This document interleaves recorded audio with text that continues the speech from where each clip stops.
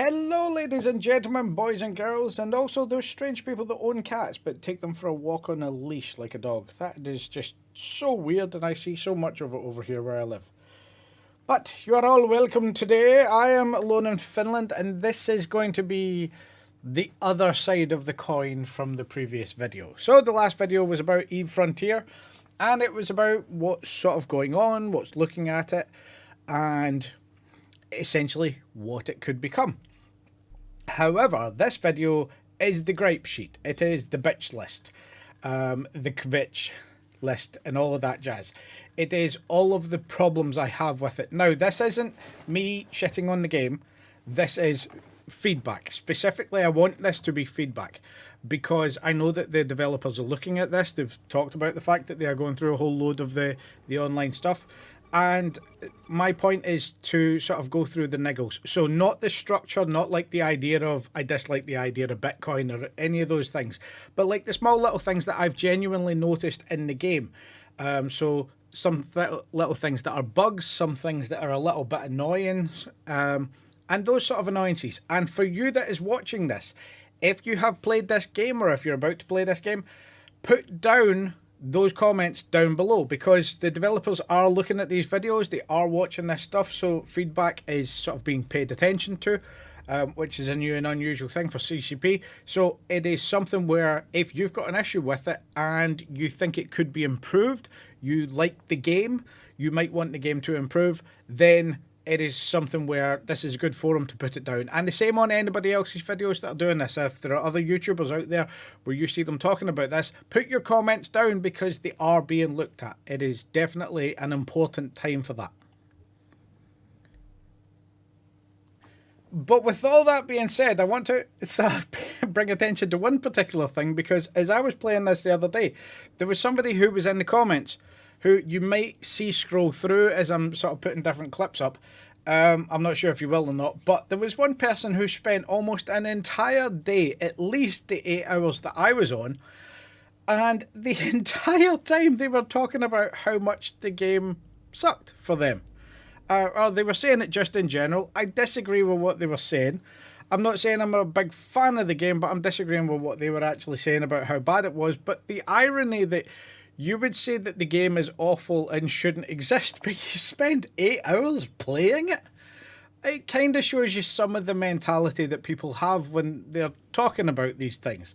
I disagree with you so much that I think I should dedicate half a day of my waking time to being nasty about it.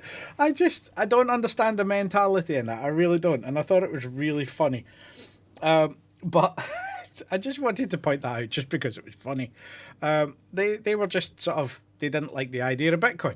I, myself, don't particularly think that Bitcoin's a great thing. I can see a lot of problems with it, and I'm well aware that a lot of people that deal in it don't seem to know how vulnerable it can be, which is weird and unusual.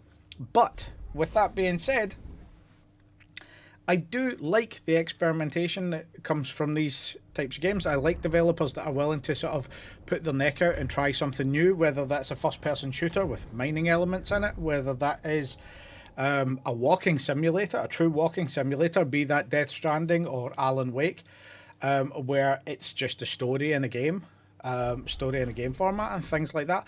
I think that this is an art form that should be experimented with, and that more people should do this. And while I might not like individual aspects of something, I will always support a developer that I think is going out there. And honestly, that's part of the reason that I would put so much time into promoting Eve Frontier, because of the fact that it's weird, it's unusual, and I think that's a good thing. Being unusual for unusual sake is a good thing, and with the transparency around about it, I think that's great. So with that being said, I am just sort of going to go through in no particular order some issues that I have noticed and I've seen sort of time and time again. I've been through a fair bit of the game now. I'm still going to keep playing it. It is up at the moment, open access for people to play for the next week or so. So this is Sunday the 7th that I'm recording this. For the next week, you should be able to get on, download it, play the client. You don't have to pay anything. There are these little subscription bonuses that you can get, which I will flash up just now. So that is this, and it's the Frontiers, the Founders Access for Frontier. There are 3 different levels of it. You've got Awakened, Initiated, Ascended. On the screen there, you can see what's going on. You get Founders Access, some clone serial numbers, character portrait, exclusive ship skins, Eve points, Founder Discord role, and monthly dev streams. Then on top of that, you've got the extra subscription amounts at launch, and then the ability to reserve your name beforehand. And obviously you can start a little bit earlier, so it's that's where it becomes a bit pay to win. You can get in an hour early, a day earlier, or 3 days earlier for 2 of the highest things, and it's because you can get in earlier, you can set stuff down faster, and you'll be able to colonize the closer elements of space a little bit faster. It is pay to win. There is no other way of saying this, and I think that's kind of I don't quite agree with it. I don't agree with pay to win in games, so that bit I think is bullshit, to be honest. The other sort of stuff, like the name reservation, is something that I'm curious about, because some places have mentioned that with every cycle, with every wipe, you might have to redo your name, and that's why the wallets are sort of individually ID'd as opposed to just being assigned to the name. I'm not sure about that. I don't think that's true, because some of the other stuff I've read contradicts it, and it's the same as EVE Online. Once you put a character name in, you put a character name in, and this is just happening to do it a little bit earlier. But that's something that's not been well communicated, and I think it should be, because that's curious. So these packs are there. They are ways to support. They are, essentially a day or 3 days pay to win. But it'll balance out, and by the time that the second cycle comes around, it'll be sort of worth nothing, really. So it's there. It's a thing. Now, with that out of the way, one of the things that I want to talk about absolutely first is actually the graphics, or the visual modes. F1, F2, F3. So F1 is what you can sort of see now as I'm warping through the thing. That's the view of the ship in real colour and stuff like that. F2 is when you switch into that mode just before I warped, where you can sort of see things better. You can zoom out a little bit further. However, when you're actually zooming out, it snaps between the 2 of those modes, and you can't see much in real colour without further away. So you don't get a good view of anything. You have to be in this false colour image. And for me, this is a massive headache. I don't know why, because usually I quite like orange and black together. So the graphics scheme should be fine. But I've genuinely gotten a headache when I've been snapping between these views, especially when it's not something that I intended to do. Like I was scrolling out to look at something. And I can understand the reason why, because the real colour is you're sort of able to see better, and the idea is that the further you pull out, you go to sensors. But it's just quite jarring. I would prefer maybe a closer in camera, but still further out than it is currently. And then if I wanted a wider view of that, to manually switch cameras as opposed to just scrolling and it snapping through. I do not know why it's causing a headache. If it is doing that to other people, please put it down below. It could just be a me thing. I get migraines and headaches and all of that jazz. I don't usually get them from visual symptoms. Like I've got the whole RGB bollocks on my computer, and I can have it being vicious pink, blue, green, purple, orange, and it never usually bothers me. And even if it's like flickering or flashing, which I don't often do, but that usually doesn't cause me a headache. But I started getting a headache as I was in one of these sort of fight scenes later on, and I kept switching camera without meaning to. So that's just a little bit of an annoyance. Also, I personally think that if you're coming from EVE Online, you should reverse the number and the F keys, because at the moment the F keys are the view keys, and the number keys become the weapons keys. But that's sort of reversed as opposed to EVE, and I think the reason for that is just so that they can have the extra 2 slots for the plus and equals or whatever keys there are before backspace. So I don't know. I can understand why they've done that. At the same time, it seems a little bit odd, sort of transference. But different control scheme, that makes sense. I I don't know. I'm an old person bitching about the old how something's changed. That's essentially what it is. So, yeah, I can understand it doesn't. I just thought I'd mention it. But then let's talk about the actual controls. So, for instance, if you are, like I'm doing just now, you are inside a menu and you're doing things, they've got a stack all button, but there is no right click menu. So, right clicking and stacking, right clicking and sorting, stuff that is sort of ingrained in the game because it's been in Eve for decades, is missing. But the reason it's in Eve is because it's a common thing to be able to have that right click control. If you're in Excel, Word, even on what you call it on the internet, it's a common sort of thing. So not having it is kind of weird, and it does sort of have that little bit of time there when you're sort of what's going on. This is confusing sort of thing. So that I think needs to get put in fairly quickly because it's not been there for a while. And if not, then at least a keyboard command to actually stack things, because it's one of the most common things when you're doing inventory management is to stack everything together because of the way it is. It doesn't sort of go into its piles. So that seems a little bit odd, and I would look at that at least in some method, whether it's a shortcut or a right click action. If we are then talking about inventory, now the next thing is that the actual size for the ships doesn't make sense to me. It's a very small size for the cargo holds, so you spend an awful lot of time forward and backwards because you've got the minimal ability to carry things.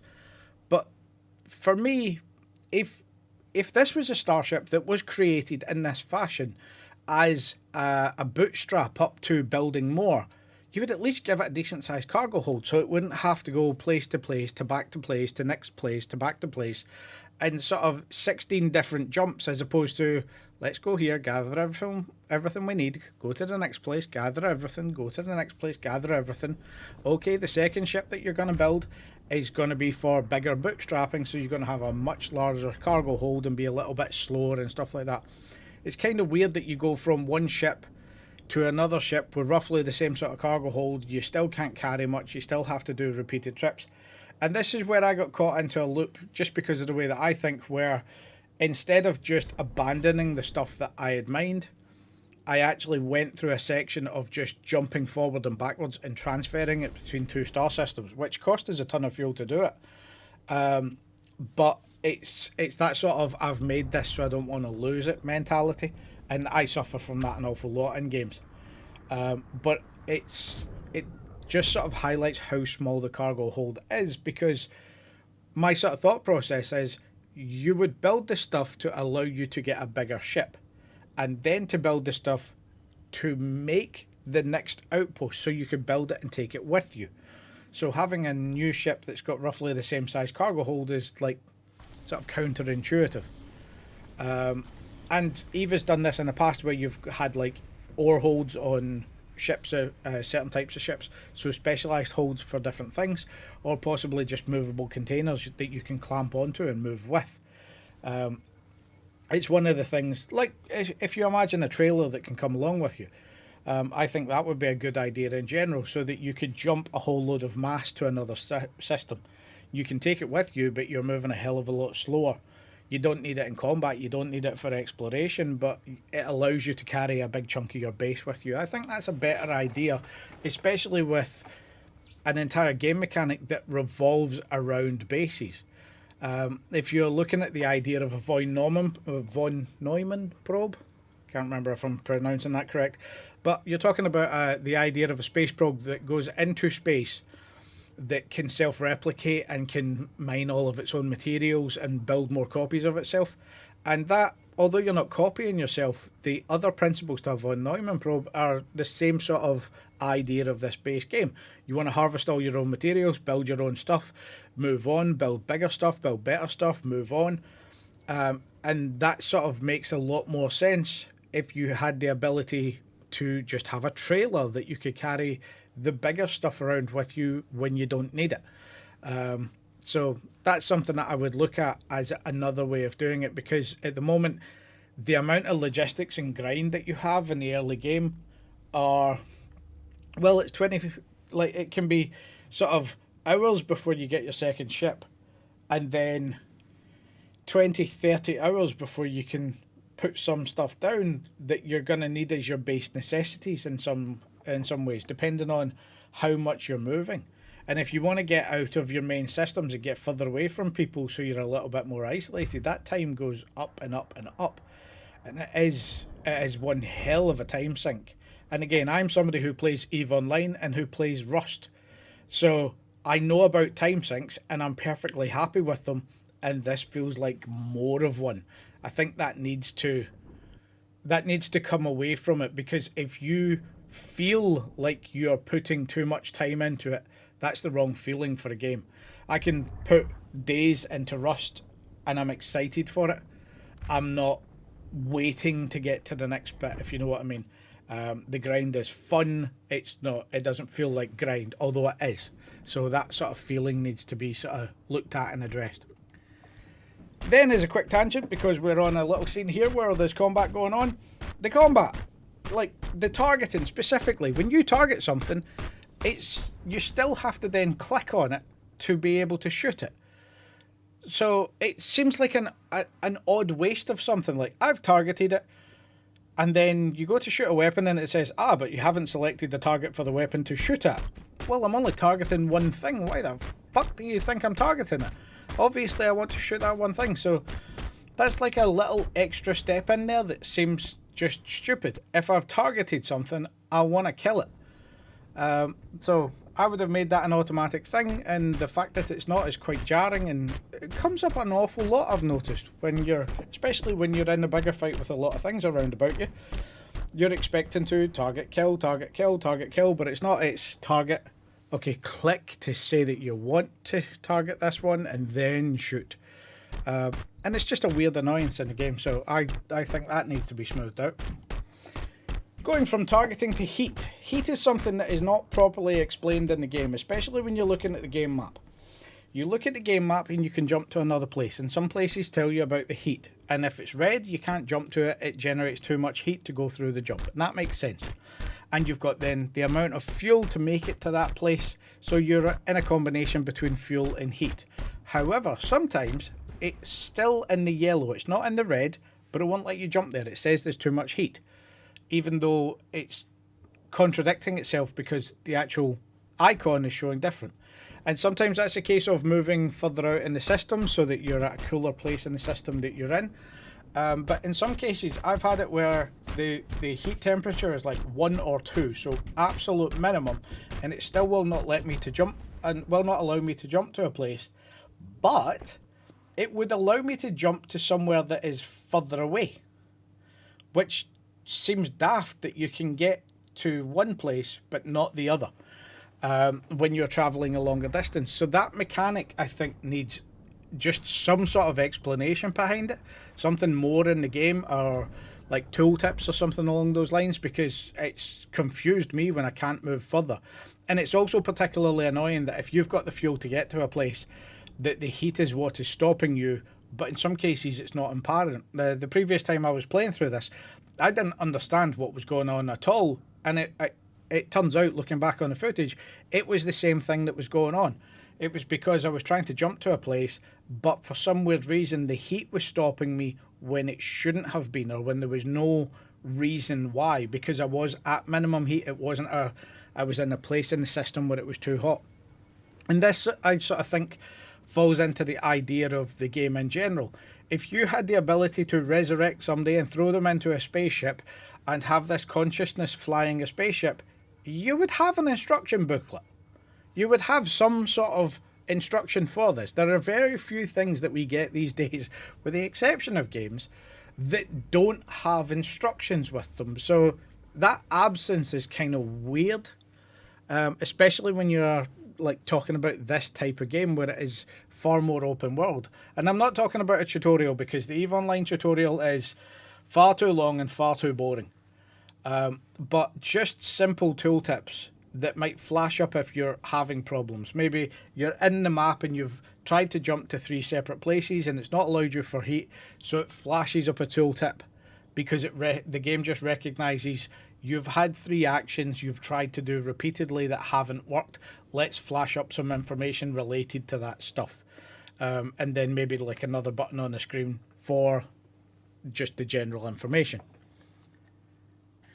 Now, while I've got the cargo screen open as I'm going through the printers and refineries and stuff like that, one of the things that I think that should be on here is the fact that you should have your cargo and your ship open at the same time on this screen. So at the moment on the right hand side, you can sort of flip between the ship or the cargo, but you should have the two of them open side by side. And there seems to be enough real estate on the screen. I know I've got a higher resolution than most people, but I think there should be those side by side as opposed to over the top of each other, because the amount of times that you're trying to take stuff from the ship and refine it into the cargo, it makes more sense for that to be sort of side by side as opposed to extra steps to step over the top. It's just a sort of ease of use thing, but it is annoying to sort of constantly have to flip between these two things as opposed to opening the screen and just clicking on one place.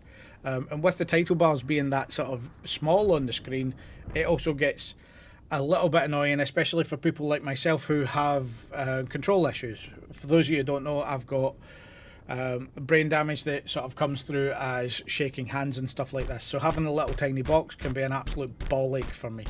And let's be honest, the population of EVE Online has gotten older, and a lot of the EVE players are who we are sort of looking for in this kind of game.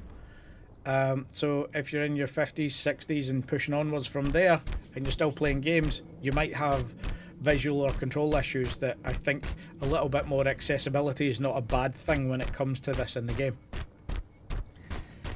Now, with those sort of points put out, there's some other sort of suggestions that I'd want to make for this game, because I think they would work really well in this. And in case I have mentioned this in the past for EVE Online, but for those of you that don't know, there is a section of the EVE Frontier website called The Keep.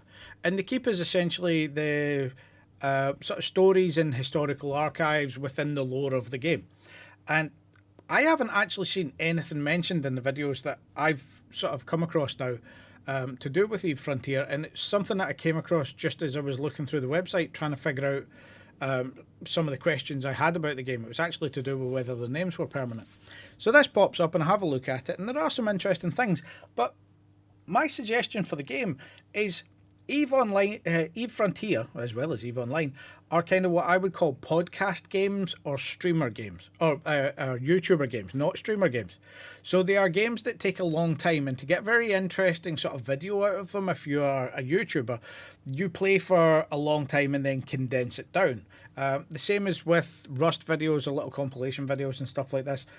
It's something that lends itself well to that. It takes a lot of time to play, so not everybody has the attention span for it. But when you compress the footage, and I'm thinking like of the Rooks and Kings video, you get very interesting videos with a lot of action in them, because there is high levels of action. It's just sort of spaced out. But that space is something that I think could be filled. And The Keep actually provides a very good opportunity to it, because there's a lot of information there that you could read through. Now, if you're playing a game, you're obviously not going to be reading. And this is where I think the idea of getting somebody in to narrate the information, so making it into audio information and then putting that out there as part of the game. So you could have like a wiki within the game, and these articles, some of the articles could be actual voiced articles. So instead of listening to your podcast when you're playing EVE Online, or playing EVE Frontier and watching something in the second window, you could actually have the entertainment value in there. So at the same time, you would be getting the lore as you are playing through. And I think that's something that would drive an awful lot of engagement, because I think that's something that is kind of lacking for EVE for a lot of people. My early days in EVE were spent watching films on my second screen while I was doing mining, while I was setting up posses and stuff like this, and I still have very sort of fond memories of that, and I quite like that style of game that is sort of easy play, that you can have your attention split in other things. And Frontier lends itself to that when you're talking about the actual building elements, or the likes of just now this sort of combat where you're not in a particular danger, sort of spectacle shooter combat where you're just in to harvest the stuff. Nothing's going to go too wrong, and you could have something else going on for your interest. Your attention could be split and it wouldn't be a big issue. So taking the stuff in the Keep and actually putting it in narration and bringing out more lore and having it narrated would be something that would be good. And that also feeds back into EVE Online, where you've got an awful lot of the stuff like the news updates and things like that that are done on YouTube. And my opinion is, why are they not in the game as well? Why not just link them so that somehow you could log in and it says, oh, new news, and you get the EVE broadcast, you get the news broadcast within the game, so that you're doing what you're doing with a little window with your broadcast or your video or whatever going on at the side of it, that sort of links it all into the one player space, as opposed to sitting and watching YouTube when you could be playing the game. So that's something that I think should be looked at, because it is a particularly good thing, in my opinion, to bring more content into the game and to have more people sort of focused, bring their world into the play space while they are looking at the other side of it.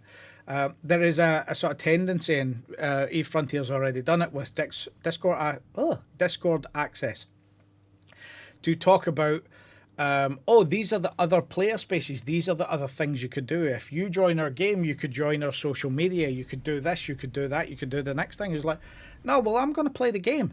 Why the fuck do I want to spend 4 hours on Discord instead of playing the game? Like, why not bring that into the game? If you think it's a valuable experience, put it inside the game as well. And the things like Discord, you can bring in compatibility. I particularly don't. I did use Discord. I don't touch it anymore because I read through the recent updates, and I really don't like everything that the app can see being harvested. For those of you that don't know about what happened recently with Facebook, it was proved that they were actively monitoring your cameras and your microphones and sending that data back. So when you had Facebook app on your phone and you were like, wow, this is weird, I'm getting an advert for a toe thing, when I had said that I had broken my foot the other day, but I've never actively paid attention to anything else about it. That's weird. It seems like something's listening to me. Yeah, they were. They absolutely were listening to you. And me and a couple of friends had done this years ago, where we tested this. We all got brand new phones. We downloaded Facebook, Instagram, a few other things, and then deliberately had conversations about these things to see if we were showing targeted adverts. And we were. So we got rid of all the apps, and I now pretty much refuse to install that type of app from the big companies. So with Discord changing their sort of EULA so that they are allowed to now take all that information and sell it onto their partners, yeah, I'm not going to be touching that either. So that's something. So it's something to be aware of, especially for the companies that are sort of trying to integrate that. But at the same time, if these things are a good thing and you think it's beneficial, put it into the game, because you don't really make much money off of the Discord side of it if your players are there. But if your players are engaging the game while doing that at the same time, then it's a bit of an advantage. And I think it actually lends itself to the likes of porting some of these games onto consoles, because there is the argument to make some of these games console ports at some point, and there are certain ways around it. Going back to the one that I sort of talk about, because it was my inspiration for EVE 2.5 decades ago, where you have I lost my entire train of thought. Where you have something that is overly complicated, there are ways of simplifying it down. iWar, at the original Independence War game, was something where it was very complex. You used the entire keyboard, including shift and control modifications of the keyboard. There was so many controls. And for the second game, they actually brought it down to the point where you could play it with a PlayStation controller, and you were using sort of hack controls, if you had a joystick or things like that, to modify things instead of it being a full complex simulation thing. It was a little bit sort of pared back experience, but at the same time it worked quite well and it was still a brilliant game. So I think this is something that might be an idea in the future, especially with CCP pushing their Carbon engine and talking about it a lot more. Looks like they are looking to possibly sell it to other people to use as well. So definitely something to think about, that kind of integration. So with that being said, as per usual, comments and stuff down below. I said at the beginning of the video, CCP is watching, they're paying attention, they're listening to all of this stuff. So if you have opinions on this, good, bad or otherwise, put it down there so that they can see it. At the end of the day, the worst thing that can happen is that they don't listen to you. But if enough people are saying the same things, it starts to get things changed, especially when they are trying to develop a game that they want to be big. And there appears to be more feedback in it this time. I think maybe one or two game failures where CCP was telling the community that the community didn't know what they were talking about may have actually stung hard enough that they are paying attention now and going to do it a different way. So we shall see what's going on. I'm sort of hopeful for this. I don't entirely have hope in the game as it is at the moment, but feedback of the community could change it to something. And I am hopeful that it does succeed, because at the end of the day, a games company that is succeeding is a better games company. And I think that CCP has got something that is worthwhile. Maybe not in its current form, and things will change over time because that's just the way the nature of it is. But I'm sort of behind them. I quite like them, especially when you look at the sort of state of gaming at the moment. For those of you that don't know, on Steam, sales of indie games have just overtaken sales of AAA games. So at the moment we are turning that sort of tide in gaming where the AAA companies have been abusing the player base for so long that they are finally stopping that nonsense. And a lot of gamers are coming along for the ride and going, no, actually, I'm not going to buy that AAA gun wank fest because it looks shiny. I'm actually going to wait for a game with some proper meat behind it, some proper story behind it. Some of the big AAA games that have made less money than Stardew Valley, a game that took a couple of years on a minimal budget to make. So things like that are fantastic, and it's a good time to be in gaming. And for a games company that wants to try something new, it's a good time to do it because people are willing to support it. So here's hoping. As per usual, if you play EVE Online, there are some links and stuff in the doobly-doo down below. You can get a million free skill points if you haven't played the game already or used one of these codes, which will essentially give you like an extra month/3 weeks worth of training time. And then there is the stuff for Marquee Dragon. If you don't know, Marquee Dragon sells game codes for EVE Online. You can get pretty much anything you can buy off at the EVE store. However, if you are based in Europe at the moment or the UK, the exchange rate with the US means that you will actually get a saving on top of that, and my codes have a small discount on them already. So you get a discount, I get a small kickback, which helps me, which sort of supports me through this stuff. And then with the exchange rate from euros or pounds to US dollars, you get an extra thing on top of that as well. So, for instance, I don't even remember when it was, this week, when I went through one of my game codes, I bought one of the things that was like 24 euros that had some of the MCT on it as well, so that I could keep some other characters going. And with the exchange rate, it ended up coming out about 18 euros with the exchange rate and the Cody discount thing. So it's a little bit of a saving, but it helps. And if you're buying the bigger packs, you can get some serious discounts. That's just mental. So that's there. Also, there's, Patreon subscriptions, all of that jazz. But most importantly to me is the comments. I like the interaction. I like knowing what people think. If you like it, if you dislike it, all of that jazz. Also, if you happen to have seen the streams, please tell me what you think of them. At the moment, I'm just kind of trying to play through Death Stranding. Once it gets finished, I'm going to be on to some other things. But it's just a sort of general chat and things like that. If people want to come, people want to ask questions about anything, doesn't have to be about the game that I'm playing. That's what the idea of the stream is. I'm not one for social media and stuff like this, but I do have some time on Sunday mornings where that's where I was going to stream. So thanks for watching. Bye.